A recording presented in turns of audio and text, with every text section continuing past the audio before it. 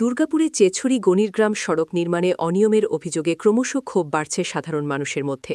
মাত্র এক সপ্তাহের মধ্যেই সদ্য নির্মিত সড়কের বিভিন্ন অংশ ভেঙে পড়তে শুরু করেছে, যা কাজের মান ও ব্যবহৃত সামগ্রীর গুণমান নিয়ে গুরুতর প্রশ্ন তুলছে।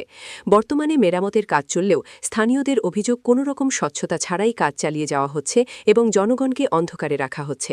এর আগেও এফটিআর প্রযুক্তির কাজে নিম্নমানের সামগ্রী ব্যবহারের অভিযোগে প্রতিবাদ হয়েছিল।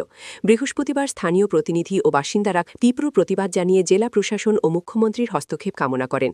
ক্ষতিগ্রস্ত অংশগুলো নতুন করে সঠিকভাবে নির্মাণের জোরালো দাবি তুলেছেন এলাকাবাসী। শ্রী গণিগ্রাম যে পিএমজিএসওয়াই রাস্তার যে নতুন এফডিআরের আন্ডারে যে একটা নতুন কাজ যেন চলে, এই কাজ বিগত দিনে আমরা বহু ধর্ণা দেওয়ার পর সরকার কর্তৃক স্যাংশন হয়েছে।